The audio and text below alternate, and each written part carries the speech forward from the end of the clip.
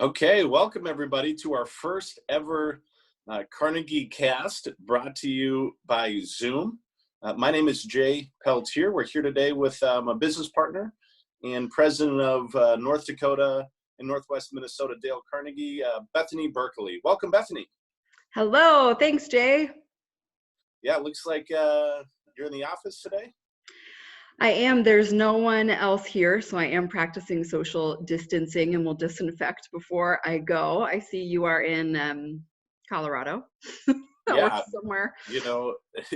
So I've found this really cool thing about Zoom, in that I can't go on vacation from Fargo right now, so I virtually go on vacation whenever I'm on a Zoom meeting. So like when we were on this morning, I was in San Francisco for a while.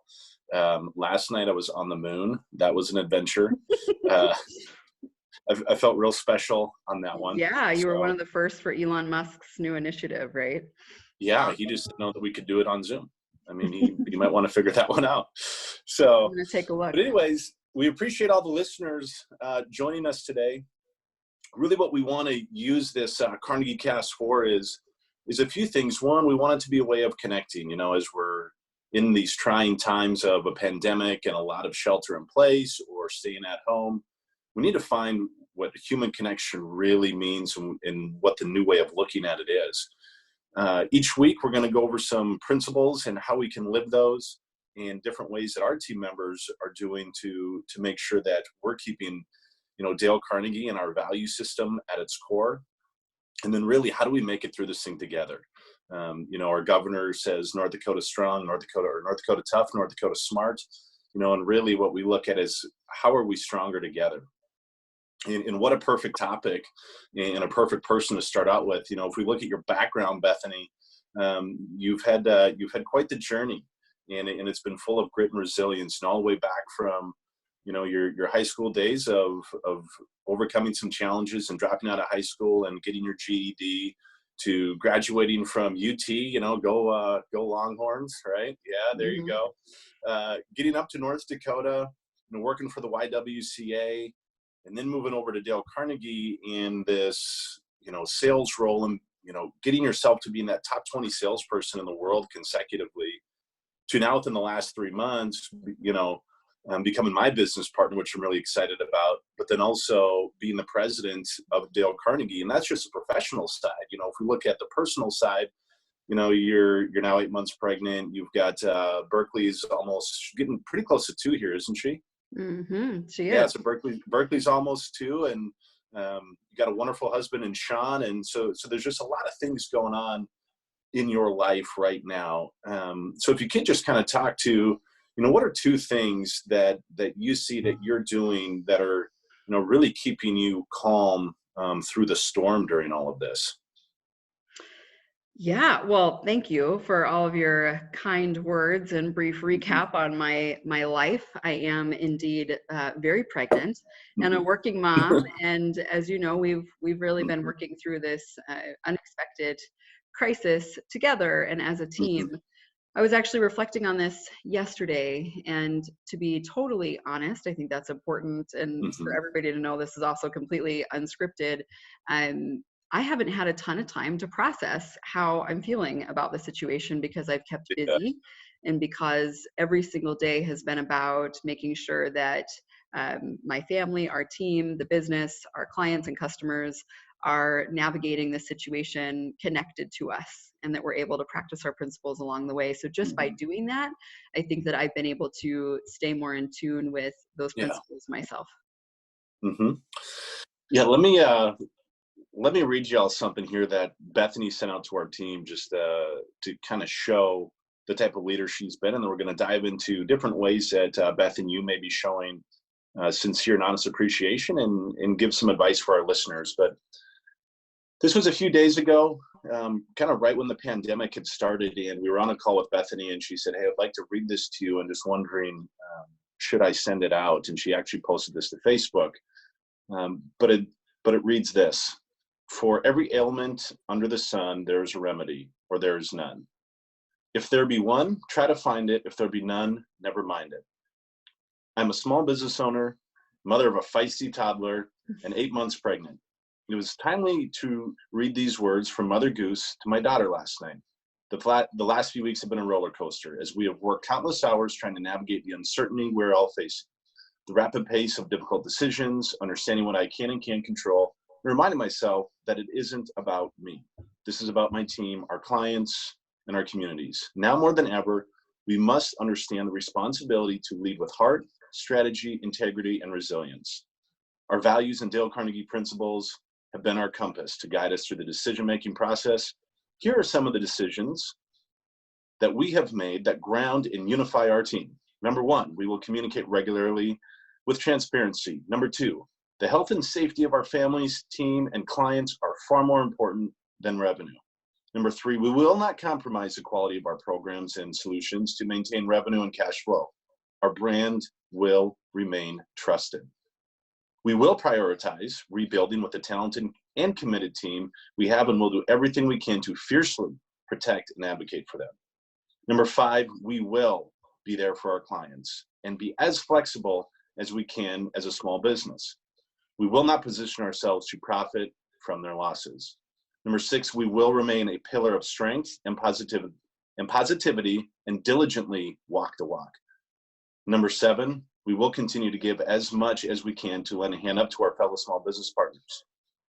Let us not forget who we are during this time and the value we offer our communities. Let us stay true to our values, visions, and missions. Let us lead with heart and strategy. From our team to yours, we got this. We got this.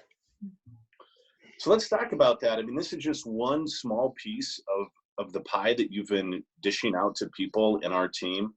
And we talk about how great you are at showing appreciation, but doing it with small businesses and the right people. What are some strategies or things that you do to remind yourself to keep this top of mind and to keep the teams within our small communities who are struggling, keeping them excited and ready to work? Yeah, well, thank you, and for sharing that note too. I think it was really, really important to communicate clearly and with transparency and with heart from the very beginning, and go back to our value system. And that's something that you and I have really held near and dear to us as we've led this business together. And Dale Carnegie principle number one is don't criticize, condemn, or complain. And you really can't do anything unless you get that foundation right. So before we move on to principle number two, show honest and sincere appreciation, I believe we really have to take a deep look at ourselves and understand where we can do better as leaders and influencers in order to give appreciation in the most effective way. What that looks like for me on our team is making sure that I am connecting regularly and that I am really thanking our team for their ongoing commitment and loyalty and the unique ways that they've all really stepped up to take the lead in certain areas during a time where there's a ton of fear and uncertainty. I also have made an effort to thank and appreciate friends and community members, clients and customers for the things that they're doing for our community right now.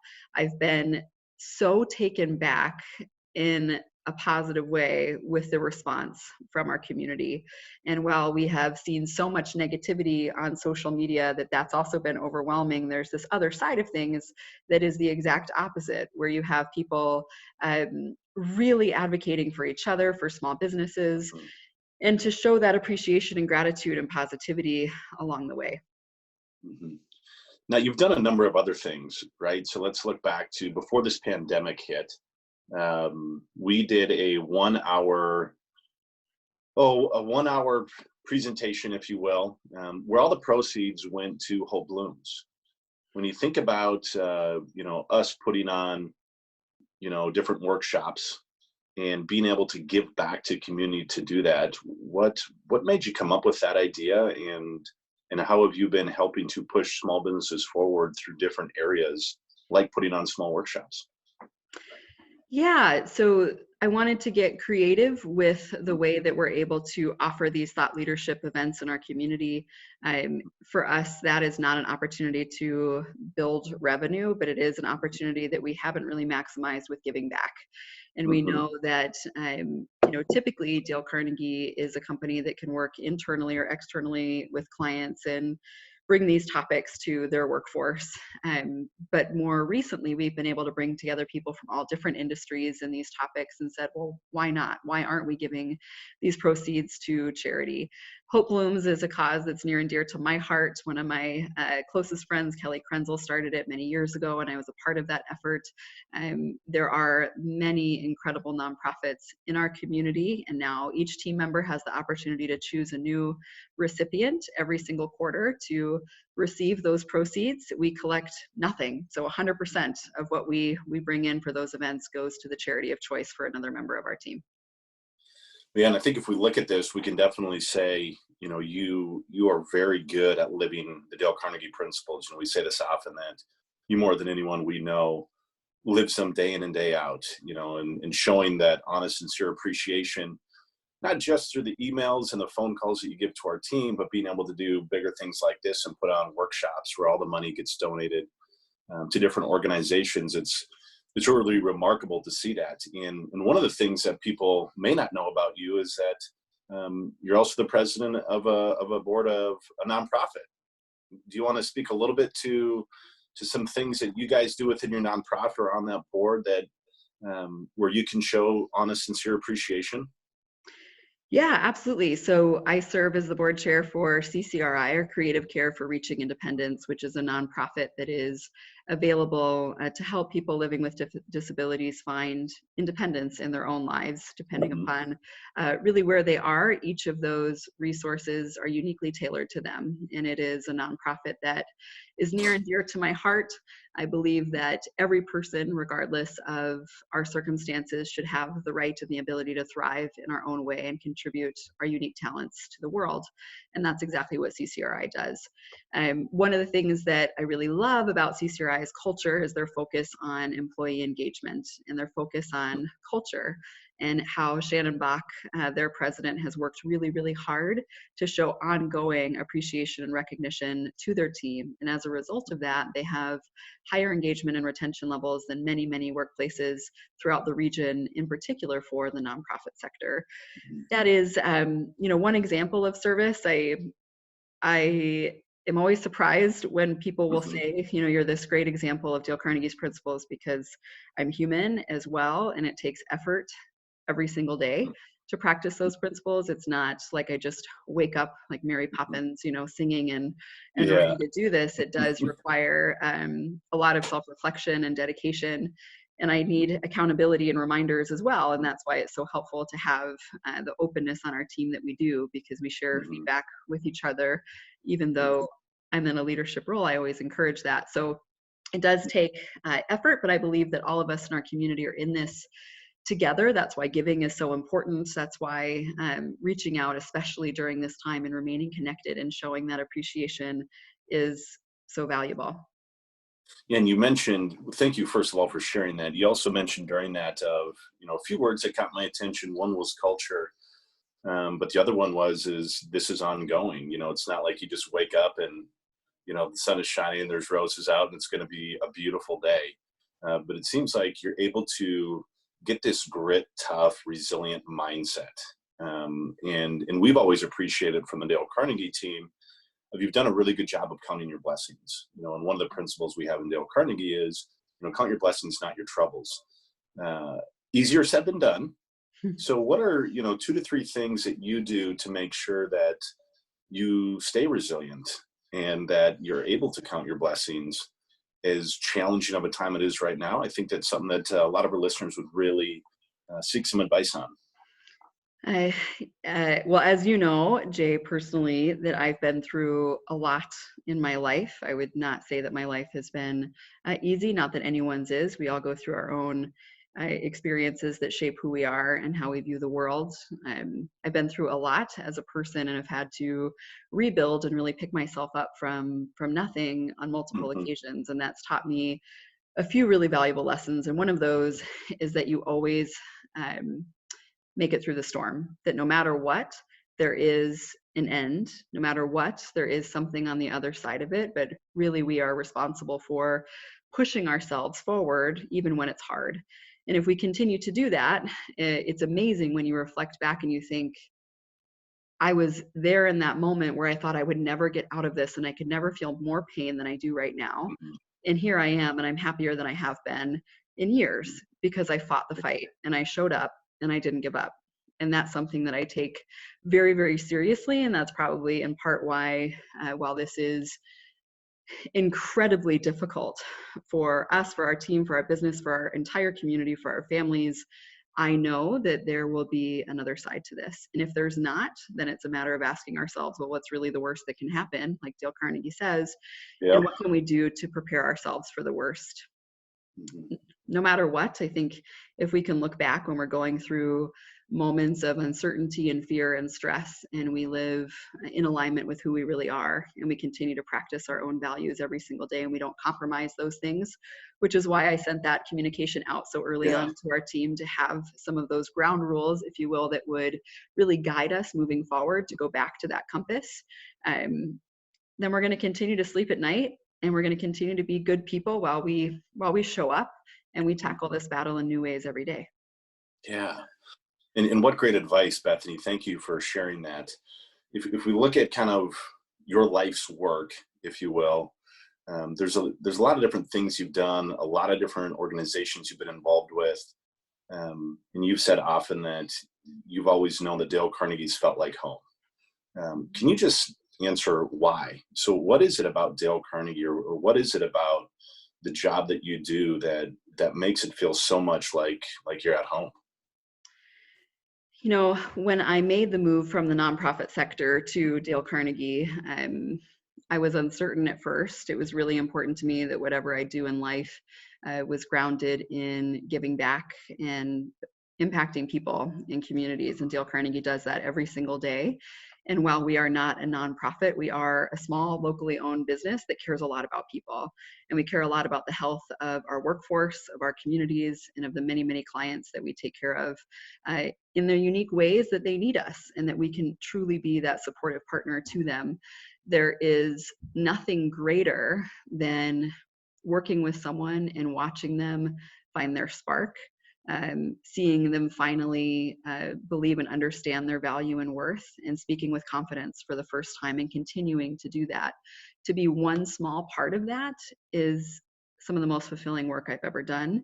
I think it's easy for us to always think the grass is greener somewhere Mhm. else, and to sit there and to focus on the things that we don't like about our jobs. And there's some truth to that. I think that's really important. On the other side of that, if we're having more good days than we are negative ones, if we're able to truly give our talents to the best of our ability every single day to make a difference, then that's where we know when we're home. And I Yeah. have many, many good days that far Mhm. outweigh the ones that are more stressful, even during a pandemic when, Yeah. you know, I'm a little over 8 months pregnant. So Yeah. No, it's there are challenges, and appreciate the heart and the passion and the way that you serve and lead. Now, if you're going to leave our listeners with one piece of advice moving forward, what would be one thing that you would want people to understand, to help them either show honest appreciation, or to really count their blessings? What's one piece of advice you could leave our listeners with? You know, I think one of the easiest ways to remain healthy during this time is to take a step back and reflect on the people that are allowing us to stay grounded by even the little things that they're doing to make an impact on us. So my one thing I would leave with everyone is to think about who those people are in your life. Give them a call, send them a text message, write them a note, just have a kind gesture that could make their day, and let them know that they're not alone. And by doing that, sometimes service will lift our spirits as well. They go hand in hand. So maybe take a day to not make it about us and see how that feels, and to reflect on really what's good, because there's so much good right now. Sometimes we just have to work a little bit harder to see it. Yeah. And there's so much good going on in our community, and that's in large part to the way you lead and the people you've brought with you. So once again, Bethany, thank you for being on our first ever Carnegie Cast, brought to you by Zoom. Next week we'll be tackling a few other topics. What we're going to really focus on is doing what we can to see things from other people's point of view, Mm. which right now is such an important thing to do, as everyone's living in a different reality. So until then, make sure that we're showing that appreciation. Do what you can to count your blessings. Stay safe. Wash your hands. Be North Dakota smart. And we'll see y'all soon. Thanks, Jay. Thank you, Bethany.